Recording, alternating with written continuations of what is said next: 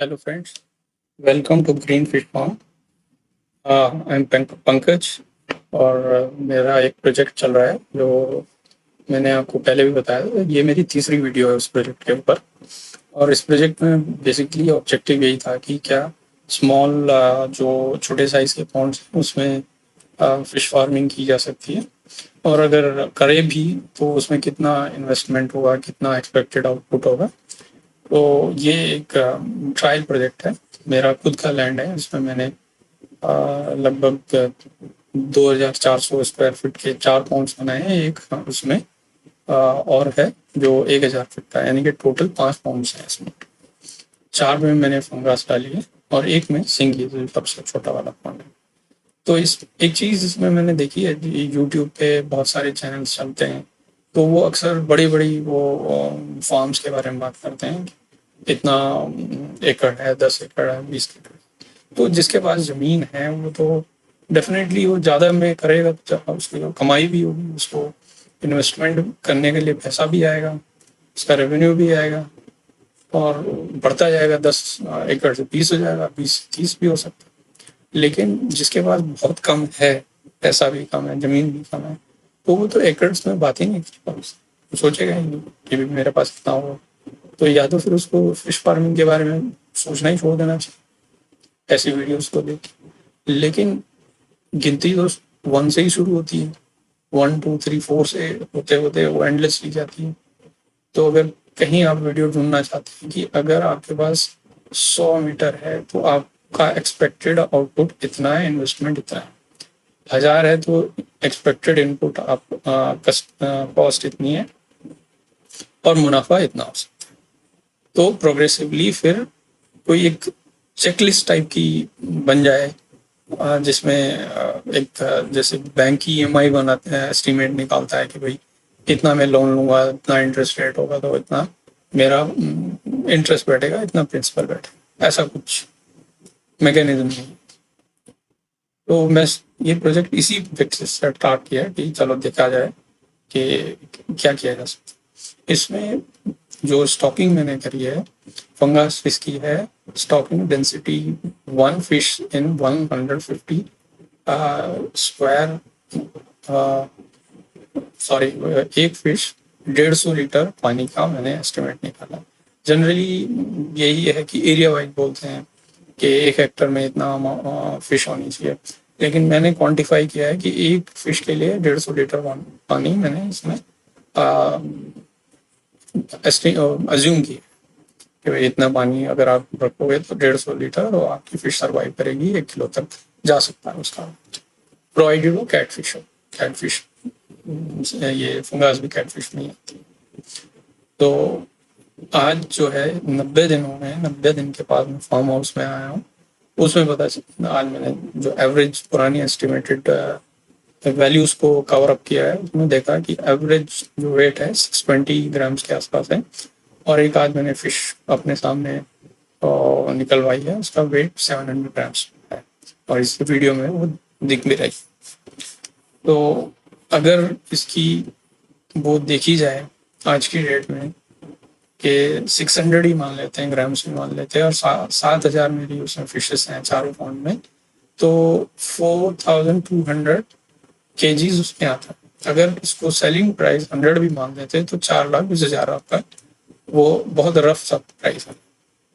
तो इसको अगर मैं होल्ड करता हूँ अगले महीने की 10 तारीख तक, तो ये एक्सपेक्टेड है कि इसका 900 से 1 किलो तक, 900 ग्राम से 1 किलोग्राम तक वो वेट हो सकता है। और उस टाइम के 100 रुपीज पर केजी के हिसाब से अगर हम लगाएंगे तो टोटल 7,000 किलो पड़ रहा है। 7,000 इंटू 100 तो 7 लाख का इसका आउटपुट है। मतलब टोटल इसमें से जो भी निकलेगा 7 लाख का निकलेगा। इन्वेस्टमेंट इसमें मैंने नहीं लिखा कितना आपका खर्चा, वो बिल्कुल नहीं लगा है। अब क्योंकि फीड दे दिया है तो आपका खर्चा तो लगेगा इसमें, उसमें कोई बड़ी बात नहीं। इसमें एक चीज़ और नोट करने लायक है कि अगर आप इसको इस उसमें वेट करोगे कि 1 किलो से ज़्यादा हो जाएगी तो ज़्यादा प्रॉफिट होगा, उसमें दिक्कत आ सकती है। पानी की मात्रा कम है उसकी डेंसिटी दिन प्रतिदिन बढ़ती जाएगी और उसमें फिश को ब्रीदिंग प्रॉब्लम हो जाएगी। तो वो पानी का आपको सर्कुलेशन बाहर करना पड़ेगा और फीड का भी कॉस्ट आपका बढ़ जाएगा पर डे बेसिस पे। और बाय द एंड ऑफ सितंबर या मिड ऑफ अक्टूबर सबकी हार्वेस्टिंग कंप्लीट हो जाती है और मार्केट में फ्लड आउट हो जाती है फिशेस। रेट आप पे डाउन हो जाएंगे, वो 90 तक भी आ जाती है, उसमें भी आपको कोई बेनिफिट नहीं। तो इस वीडियो में ये भी देखा कि किस तरीके से एक्टिवनेस है फिशेस का, तो कैसे वो फीड को एकदम कैप्चर करने की कोशिश कर रहे हैं और एक साथ वो आ रही हैं। तो उससे ये लाइवलीहुड में बनता है कि हाँ देखो कोई इस चीज़ को कर रहा है तो उसका आउटपुट दिखाई दे रहा है। और इसके साथ साथ आप देखेंगे कि इसका एक इकोसिस्टम भी होता है। आपने पानी फिश के लिए भरा, उसके आसपास घास भी उग गई, उसमें मैंने आज यहाँ देखा कि 2 जल मुर्गियाँ भी घूम रही हैं जो पहले कहीं दिखती नहीं रही थी, उनको पानी मिला तो वही इसी में बस गई, वही खा रही हैं। और एक छोटा सा उन्होंने झाड़ी जो बीच में हो गई थी उस पर अंडे भी दे दिए।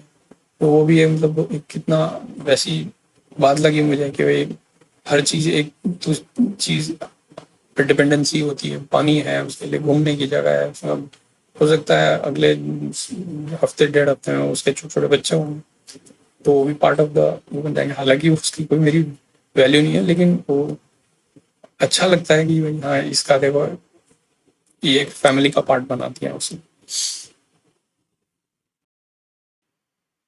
अब इस सीजन में प्रॉब्लम क्या रही कि बारिश बहुत कम हुई है।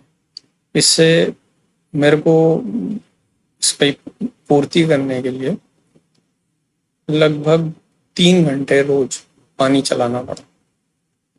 और ये मेरी डोमेस्टिक लाइन पे कनेक्शन लगा हुआ है, उससे मैं चला रहा हूँ।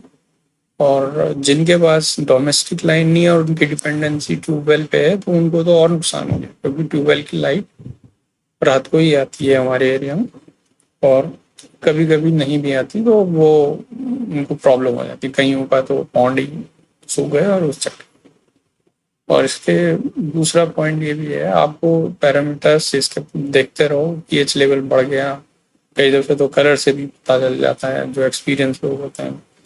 और जो मेरे जैसे हैं उनको दूसरी चीज़ों की मदद लेनी पड़ती है, जैसे मीटर है, मीटर भी ख़राब हो गया तो फिर मैं स्ट्रिप्स लेके आया, लिटमस पेपर, उससे भी देखा कि कुछ रिजल्ट्स दिखते हैं और उसके बेसिस पे मैंने कुछ एक्शन लिया।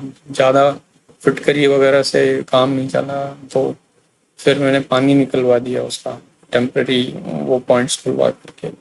तो ये सब चीज़ें तो आपको ध्यान रखनी ही पड़ेंगी, नहीं तो ये जो एक्सपेरिमेंट है इसका कोई कंक्लूजन नहीं निकल पाएगा अगर मैं इन चीज़ों का ध्यान नहीं दूँगा।